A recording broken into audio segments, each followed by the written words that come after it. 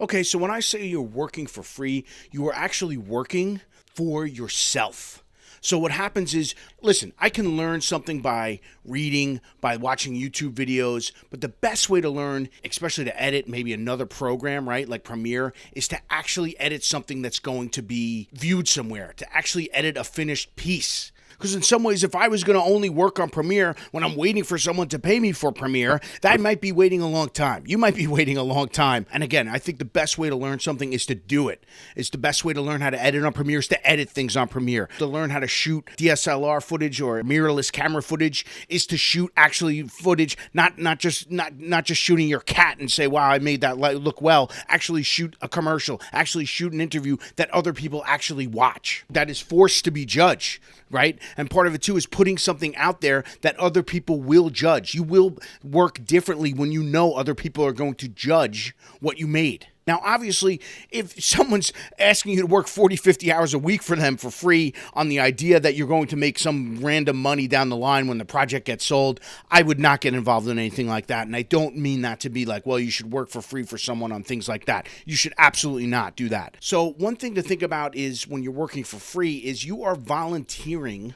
If you're going to volunteer edit something and not learn anything from it and do the same exact thing you've always done before, yes, that is a complete waste of your time. Editing is a lifelong learning practice. And in my case, let's say I'm an AVID editor and I'm working an AVID editor. I've been working there for 20 years, worked there, full-time Monday through Friday and whatnot. So when am I going to learn Premiere? How am I going to learn Premiere? So a couple of years ago, I looked at things that I was interested in YouTube. I'm a fan of the New York Jets, one of the worst American football teams of the last 10 years. And if you can go onto these sites, right, especially, it's so cool that all these people are having their YouTube channels and their blogs and their websites, creating their own content. Okay, and if you get involved with somebody in the content, cold email them, etc. Say, hey, I'm a video editor. I saw your YouTube channel, which has, maybe a few hundred subscribers, if that, and I'm interested in maybe helping you make some videos, for 1 to 2 hours a week. Okay.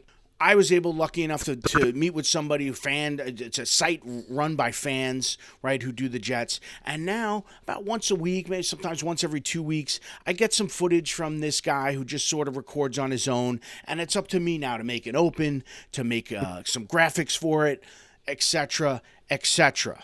Now, if I was to do this every week in AVID, something I know and learn and know like the back of my hand, it really is kind of a waste of my time. I'm not getting any growth. I'm not getting anything out of that, right? I'm just doing the work for free for somebody else. But for me, to do this in Premiere in the beginning was very frustrating, right? I had to figure out what my settings would be. I would have to figure out, I would be on YouTube or Googling a lot to figure out how to do something like this. This is a couple of years ago.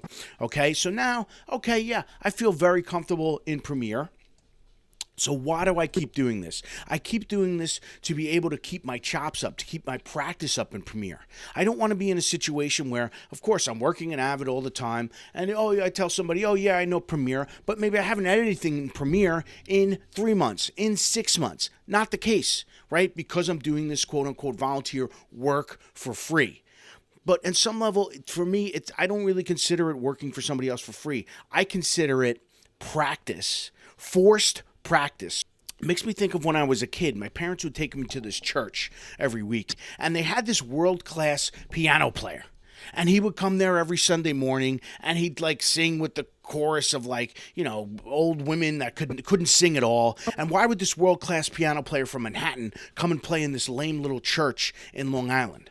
But the thing he realized after the fact was this forced him to practice for whatever it was, let's say an hour and a half a week, and he actually admitted it. He said, hey, obviously, maybe it got him out of the house, right, instead of practicing on his own, always, he'd been saying hello to people and having coffee with people afterwards. I'm sure that was a part of it. But think about, it forced him to practice for an hour and a half a week in a much more interesting way. Am I going to say to myself, every Thursday night from 7 to 9, I'm going to practice Premiere? No way. It's never going to happen. But now, in a sense, I have this obligation to practice once a week on Premiere, and once in a while, I really will try to expand something or learn a new effect or something. Sometimes I don't. Sometimes I really just take the guy's video and just bang it right out, put it out on YouTube, export, whatever. I might get to the point with this Premiere, maybe I need to make these videos in Resolve, right, instead of Premiere. Maybe I'm not learning anything by doing it in Premiere, and maybe I'm going to switch to Resolve. So I encourage you, whatever your interest is, if you wanted to work for, I don't know, some sort of esport gaming type thing and wanted to make videos, start working in that genre, and you have no experience in that genre,